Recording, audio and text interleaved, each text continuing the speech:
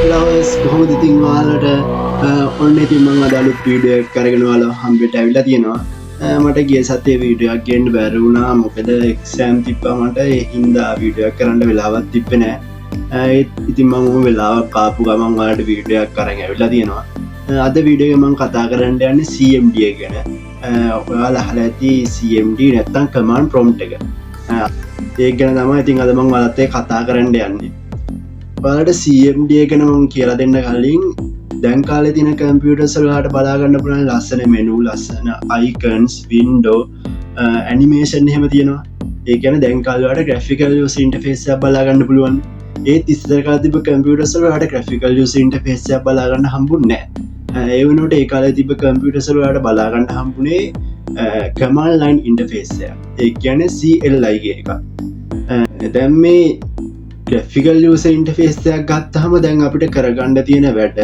දැන් මේ CLI එකක් ගත්තාම අපිට කරගන්න තියෙන වැඩයි අතර බලපුවාම CLI එක අපිට කරගන්න පුළුවන් වැඩ අසීමිතයි. ඒ කියන්නේ අපිට කම්පියුටර් එක කරන්න පුළුවන් ඕනම වැඩක්. ඒ කියන්නේ කම්පියුටර් එක කරන්න බෑ හැම වැඩම වගේ මේ command prompt එක නැත්තම් CMD එකෙන් අපිට කරගන්න පුළුවන්. එහෙන් බලද්දි දැන් GUI එකට වැඩිය CMD එක powerful. මම මොකද මං එහෙම කියන්න හේතුව තමයි දැන් මේ CMD එකක් යූස් කරද්දී අපිට පොඩි වාසි කීපයක් තියෙනවා. අපි බලමු මොනවද මේ අපිට තියෙන වාසි කීපය කියලා. හරි අපි දැන් කතා කරමු කොහොමද මේ graphical user interface එකක් පාවිච්චි කරනවට වඩා මේ command line interface එකක් පාවිච්චි කරන එකේ තියෙන වාසි මොනවද කියලා. අපිට කතා කරන්න පළවෙනි වාසිය තමයි මේ RAM usage කියන එක. මේ RAM usage ගැන කතා කරද්දී දැන් graphical user interface එකක් පැත්තට අපි යද්දී දැන් graphical user interface එක තියෙනවා icons menu windows animations background images ඔය වගේ දේවල් ගොඩක් තියෙනවනේ ඒත් මේ command line interface එකට ඒව නැහැනේ command line interface එක තියෙන text විතරයි එතකොට දැන් මම මේ පොඩි උදාහරණයක් අරන් පෙන්නන්නම් දැන් මම ගාතේ තියෙන mouse එක හරිද දැන් මේ mouse එකෙන් දැන් අපි කම්පියුටර් එකේ cursor එක එහා මෙහා ගෙනියන්නේ දැන් කම්පියුටර් එකේ cursor එක පැත්තක තියෙනවා දැන් අපිට browser එකක් අපි දැන් Chrome browser එක අපිට දැන් Chrome browser එක open කරගන්න ඕනේ ඒකට අපි දැන් මේ mouse එකේ cursor Chrome browser එක ළඟට ගෙනියන්න එපා ඒ ගෙනියන process එක අපිට screen එකේ පෙන්වනවා මෙහෙම ලස්සනට cursor එක යනවා ඊට පස්සේ Chrome browser එක ළඟට ගිහින් මම double tap කරලා ඒක open කරනවා ඒකත් මට පේනවා double tap වෙනවා කියලා. එහෙනම් මේ හැම process එකකම RAM එකෙන් ඉඩක් වෙන් වෙනවා. ඒත් මේ command line interface එක මෙහෙම graphic icons මොකුත් නැති හින්දා මේකට RAM එකෙන් කිසි ඉඩක් වෙන් වෙන්නේ නැහැ. මේක ටෙක්ස්ට් එකක් විතරනේ ඩිස්ප්ලේ කරන්නේ. ඒතකොට ටෙක්ස්ට් එකකට RAM එකෙන් ඉතර අර මං කලින් කිව්වා වගේ ඇනිමේෂන් එකට ෆොටෝ එකට ඇනිමේෂන් එකට අයිකන් එකට යන RAM එකකට සාපේක්ෂව ගොඩක් අඩු ඉඩන්නේ ටෙක්ස්ට් එකකට යන්නේ. එතකොට අපිට මේ command line interface එක පාවිච්චි කරන එකෙන් මේ කම්පියුටර් එකේ RAM usage එක බොහෝ දුරට අඩු කරගන්න පුළුවන්. ඒක මේකේ තියෙන ලොකු වාසියක්. ඊට පස්සේ මේකේ දෙවෙනි වාසිය තමයි ස්පීඩ් එක. දැන් අපි කම්පියුටර් එකක් ගත්තාම කම්පියුටර් එකේ තියෙන්න ඕන දැන් ස්පීඩ් එක කියන්නේ මේ ස්පීඩ් එක ගැන අපි කතා කරද්දී දැන් මේ command line interface එක ස්පීඩ් එක කියන්නේ දැන් ඉතින් graphical user interface එක අපිට animation process කරන්න ඊට පස්සේ windows draw කරන්න ඔය වගේ දේවල් ගොඩක් තියෙනවනේ දැන් ඉතින් මේ command line interface එක කොහොම මොකුත් නැහැනේ ඒතකොට දැන් අපේ CPU එකට කරන්න තියෙන වැඩ කොටස අඩු වෙනවා එතකොට දැන් මේ CPU එකට කරන්න තියෙන වැඩ කොටස අඩු වෙනවා කියන්නේ කම්පියුටර් එකේ වේගය තවත් වැඩි වෙනවා ඊට පස්සේ දැන් මේ command line interface එකක් ගැන අපි කතා කරද්දී මේකේ භාවිතා කරන direct command execution කියන එකක්නේ ඒ කියන්නේ දැන් අපි keyboard එකෙන් මොකක් හරි text එකක් type කරනවා ඒක type කළා අපි keyboard එකේ enter button එක ඔබලා enter කරනවා එතකොට අපිට directම OS එකට ඒ command එක යනවා කම්පියුටර් එකේ එහෙම directම OS එකට command එක ගියාට පස්සේ අපිට ඒ command එකේ වෙලෙම process කරලා අපිට ඒ වෙලෙම output එක හම්බ වෙනවා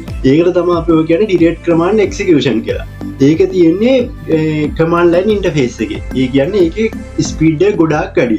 ඒ වුණාට දැන් ඔය graphical user interface එකට ගියපහම අපිට direct message execution කියන එක බලා ගන්න හම්බෙන්නේ නැහනේ. ඒක අපිට බලා ගන්න වෙන්නේ මෙහෙමයි. දැන් මම මේකට පොඩි උදාහරණයක් වගේ කියලා දෙන්නම්. දැන් අපිට ගිහින් Windows Explorer එකෙන් අපිට ෆයිල් එකක් ක්‍රියේට් කරගන්න ඕනේ. නෑ, ක්‍රියේට් කරගන්න ඕනේ නෑ. අපි ක්‍රියේට් කරලා තියෙන ෆයිල් එකක් ඕපන් කරගන්න ඕනේ. ඒකට අපිට කොච්චර ලොකු ප්‍රොසෙස් එකක් තියෙනවද කියලා බලන්නකෝ. මුලින්ම කර්සර් එක ගෙනියන්න ඕනේ එක්ස්ප්ලෝරර් එක ළඟට. ඊට පස්සේ එතන ඩබල් ටැප් කරගන්න. ඊට පස්සේ ඒක ඕපන් කරගන්න ඕනේ.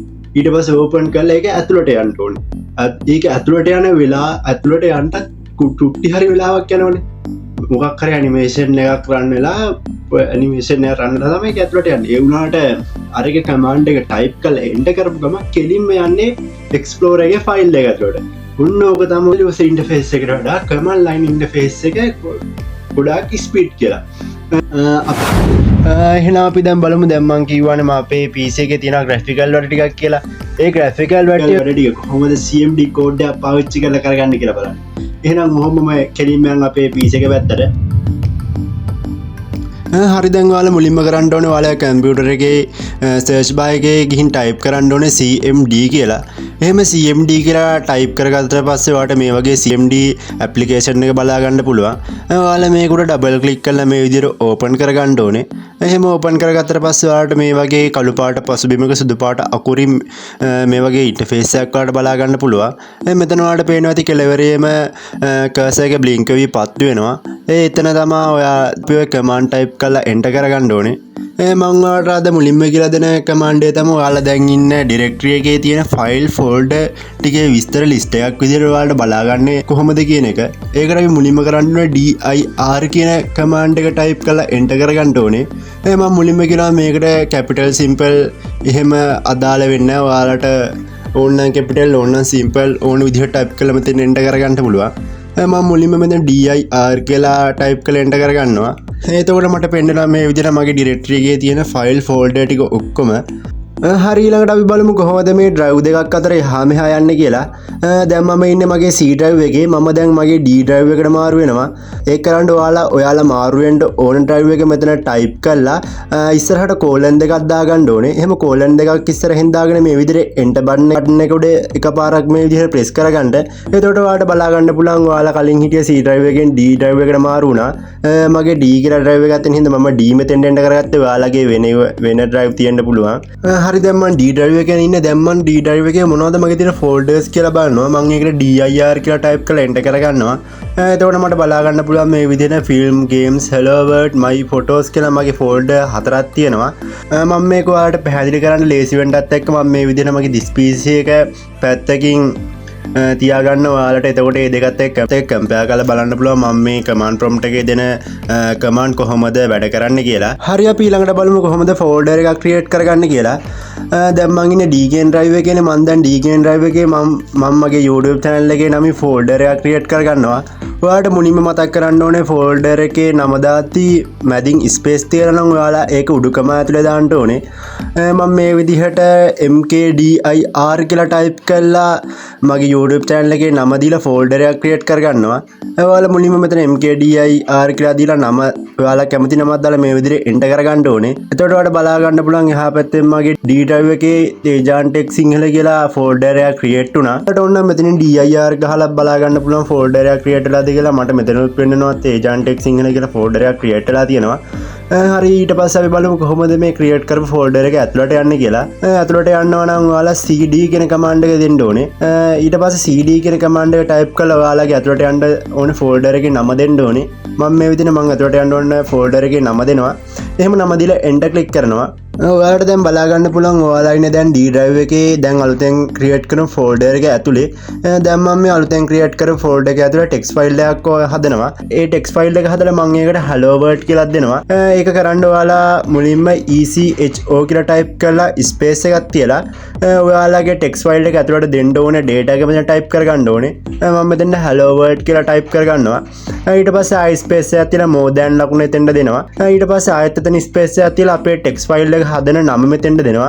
මම මෙතෙන් tejan.txt කියලා දීලා enter බටන් එක උඩ ප්‍රෙස් කරනවා. ඔයාලට මෙතන ටෙක්ස්ට් ෆයිල් එක ක්‍රියේට් වුණාද කියලා බලා ගන්න ඕන නම් මෙතන dir ගහලා enter කරගන්න පුළුවන්. මම enter කරගත්තට පස්සේ මට පේනවා මෙතන tejan.txt කියලා ටෙක්ස්ට් ෆයිල් එකක් ක්‍රියේට් වෙලා තියෙනවා. ඔයාලට මෙතන Windows Explorer එකෙන් ගිහිල්ලා මේ විදිහට බලා ගන්න පුළුවන්. මෙතනත් මගේ ටෙක්ස්ට් ෆයිල් එකක් ක්‍රියේට් වෙලා තියෙනවා. හරි ඊළඟට අපි බලමු කොහොමද මේ අපි දැන් ක්‍රියේට් කරපු ටෙක්ස්ට් ෆයිල් එකේ තියෙන data read කරගන්න කියන එක.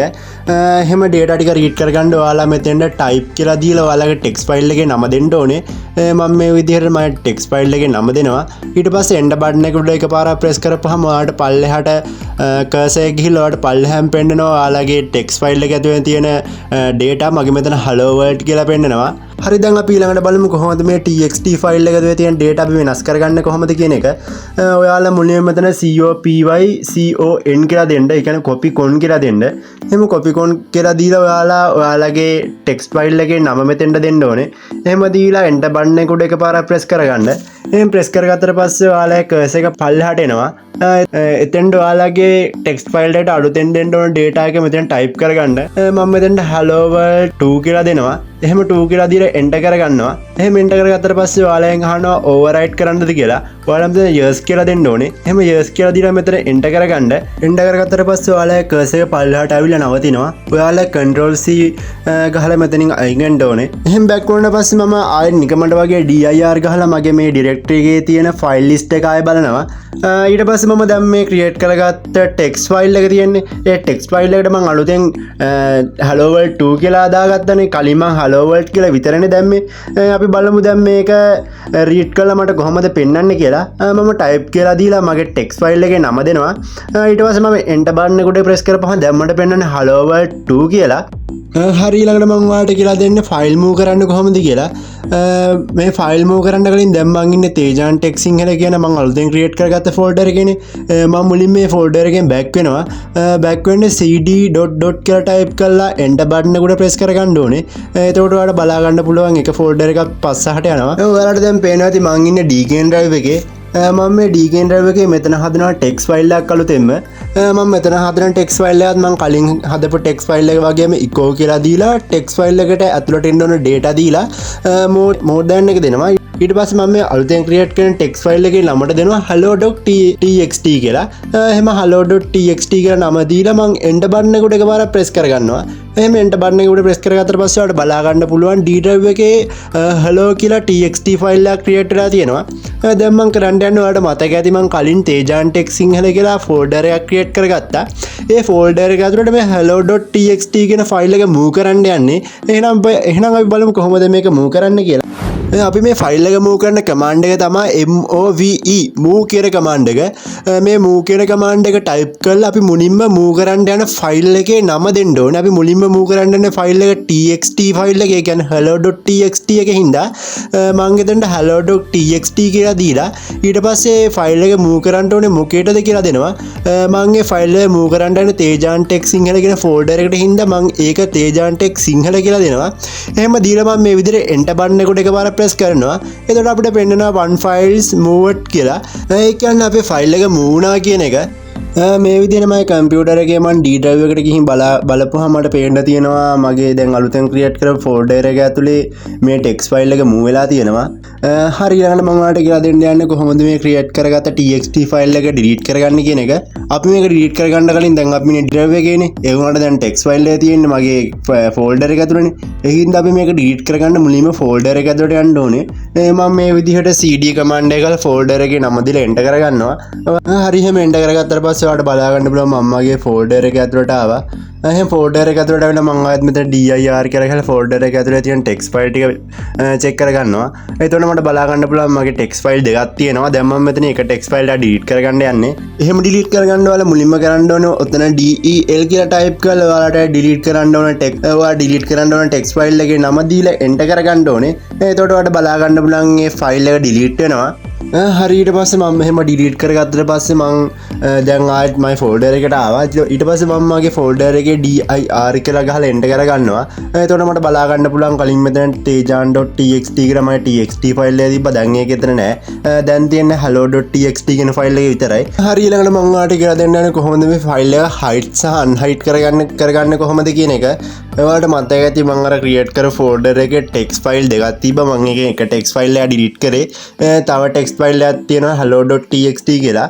මම ඒ hello.txt කියන file එක hide කරලා පෙන්නනවා.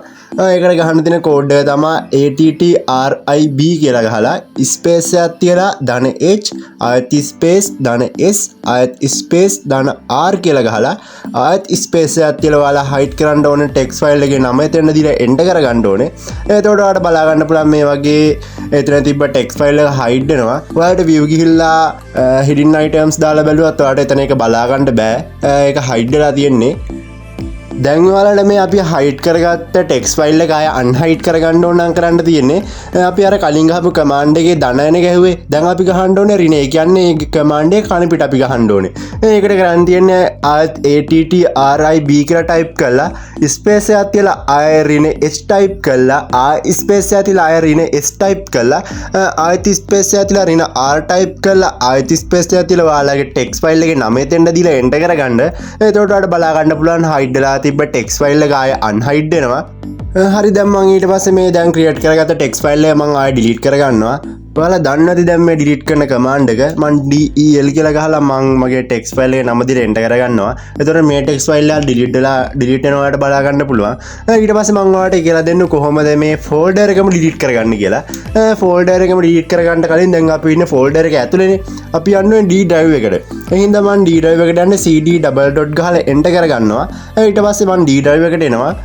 D drive එකට ගහලා මේ ෆෝල්ඩර් ඩිලීට් කරගන්න කමාන්ඩ් එක තමයි RMDIR කියන කමාන්ඩ් එක. ඔයාලා මේම RMDIR කියලා ගහලා ෆෝල්ඩර් එකේ නම දීලා එන්ටර් කරගන්න. එතකොට ඔයාලට බලා ගන්න පුළුවන් අපේ ෆෝල්ඩර් එක ඩිලීට් වෙනවා. හරියට දවසේ අන්තිමට මම ඔයාලට කියලා දෙන කමාන්ඩ් එක තමයි කොහොමද මේ CMD කමාන්ඩ් එක ඉරේස් කරගන්න කියන එක. දැන් ඔයාලට පේනවා ඇති මේක අකුරු එහෙම සෑහෙන්න තියෙනවා උඩට පල්ලෙහාට ගිහපුවා මේ විදිහට බලා ගන්න පුළුවන්. අපි මේ ඔක්කොම එක කමාන්ඩ් එකකින් ඉරේස් කරලා දාමු.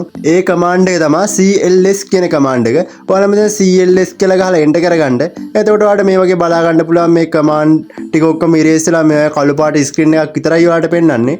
හරි එහෙනම් දැන් කට්ටියම CLS කමාන්ඩ් එක ටයිප් කරලා ඔයාලා කමාන්ඩ් ප්‍රොම්ප්ට් එක ඒ කියන්නේ CMD එක ක්ලියර් කරගෙන යත් හැමෝම ඉතින් අද මම ඔයාලත් එක්ක කතා කරේ මොකක්ද මේ CMD කියන එක සම්බන්ධව සහ කොහොමද මේ CMD කමාන්ඩ් එක පාවිච්චි කරලා ෆයිල් එකක් ක්‍රියේට් කරගන්නේ ෆයිල් එක මූව් කරන්නේ ටෙක්ස්ට් ෆයිල් එකක් ක්‍රියේට් කරගන්නේ කියන එක සම්බන්ධව අද ඔයාලත් එක්ක කතා කරා.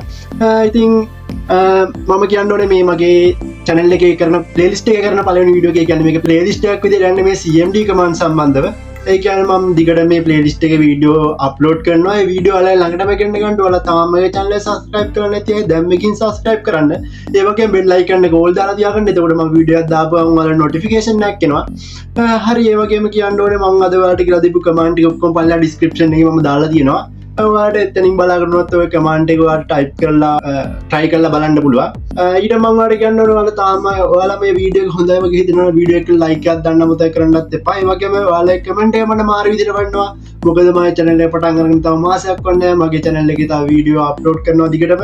ඒ අප්ලෝඩ් කරන වීඩියෝ හැම එකකටම ඔයාලා දාන comment එක මට මාරු විදිහට මොටිවේට් වෙනවා. එතකොට මට වීඩියෝ කරන්න ආසාවත් වැඩි වෙනවා. හරි එහෙනම් මේවා හරි එහෙනම් මම තවත් මේ වගේ වීඩියෝ කරගෙන ඔයාලා හම්බෙන්න බලාපොරොත්තු වෙමින් සමු ගන්නවාද මෙතනින් ඔයාලා පරිස්සමෙන් ඉන්න හැමෝටම ජය වේවා.